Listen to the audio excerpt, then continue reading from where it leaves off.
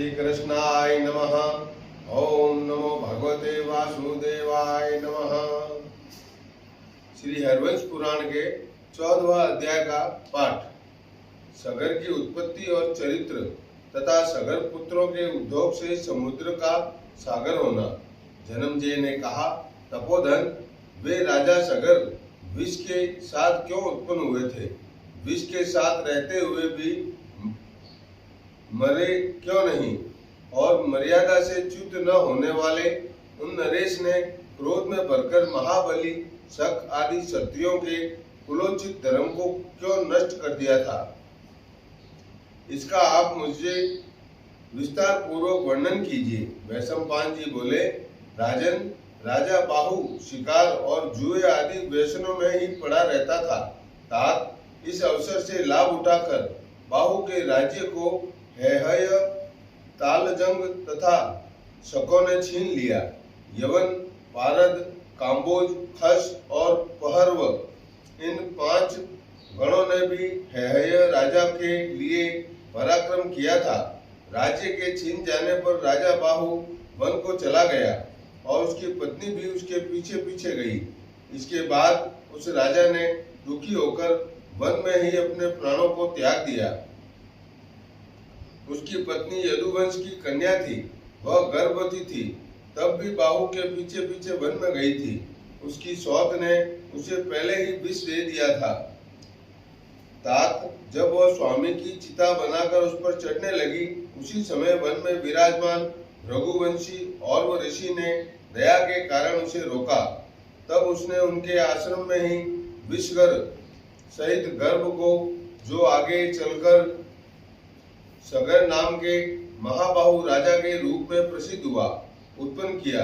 राजा सगर कभी धर्म से च्युत नहीं हुए थे और उन्हें महामना सागर के जात कर्म आदि संस्कार कराकर उन्हें वेद और शास्त्र पढ़ाए, फिर अस्त्र विद्या सिखाई। उन्होंने सगर को देवताओं के लिए भी असहर्य महाघोर आग्नेय अस्त्र दिया था। जब वे अस्त्र बल और शारीरिक बल से संपन्न हो गए, तब क्रोध में भरकर रुद्र जैसे शीघ्रता से पशुओं का संहार करते हैं, उसी प्रकार उन्होंने हेहयों का संहार कर डाला। इस प्रकार कीर्तिमानों में श्रेष्ठ उन वीर पुरुषों ने संसार में अद्भुत कीर्ति पाई थी।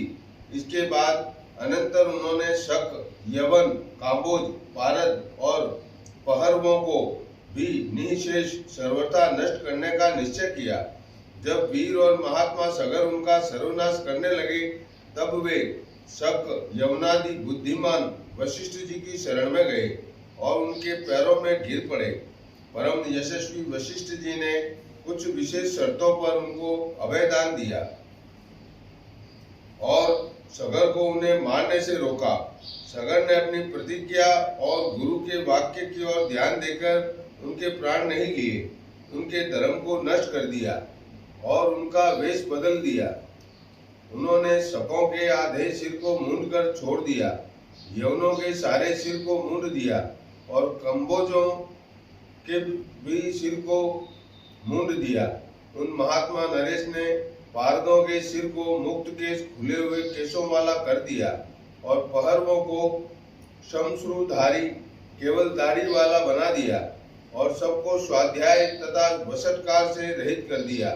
तात, जनेश्वर, शक, यवन, काम्बोज, पारद, कौलिशर, महिष, दर्द, चोल और केरल, ये सब क्षत्रिय ही थे। वशिष्ठ जी के वचन से महात्मा सगर ने इन सब का संहार न करके केवल इनके धर्म को ही नष्ट कर दिया था। उन धर्म विजयी राजा ने अश्वमेध की दीक्षा लेकर खस, तुषार, चोल, मद्र, किष्किंधक, कौंतल, वंग, शाल्व तथा कोंकण देश के राजाओं को जीता।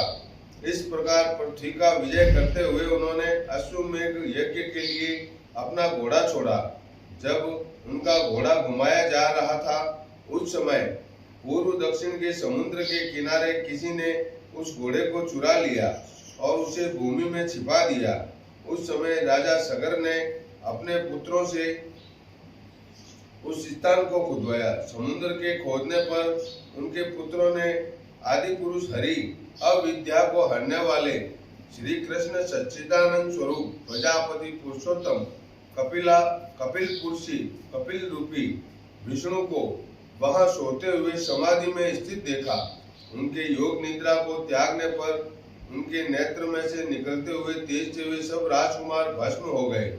महाराज, केवल बहर केतु, सुकेतु, राजा धर्मरथ और वंश को चलाने वाला शूर पंचजन, ये 4 राजकुमार ही जीवित बच सके थे। उन्हें कपिल रूपी विभु हरि नारायण भगवान ने यह वरदान दिया था कि इक्ष्वाकु का वंश अक्षय रहेगा और राजा सगर की कीर्ति कभी नष्ट नहीं होगी। समुद्र उनका पुत्र कहा जाएगा, अर्थात भविष्य में यह सागर नाम से प्रसिद्ध होगा और उन्हें अक्षय स्वर्गवास मिलेगा। कपिल जी ने अपने नेत्र के तेज से भस्म हुए सगर पुत्रों को भी यक्ष लोकों की प्राप्ति होने का वरदान दिया। उस समय समुद्र ने अर्घ्य देकर उन राजा सगर को प्रणाम किया और सगर के इस कर्म के कारण समुद्र का सागर नाम पड़ा। उन्होंने अश्वमेध यज्ञ के घोड़े को भी समुद्र से प्राप्त किया। इस तरह उन महायशस्वी राजा ने 100 अश्वमेध यज्ञ किए थे, ऐसा सुना जाता है। इन महाराज के पुत्रों की संख्या 60,000 थी। इस प्रकार श्री महाभारत खिलबाग हरिवंश के अंतर्गत हरिवंश पर्व में सगर के उत्पत्ति का वर्णन विषय 14वां अध्याय पूरा हुआ। ओम नमो भगवते वासुदेवाय नमः। श्री कृष्णाय नमः।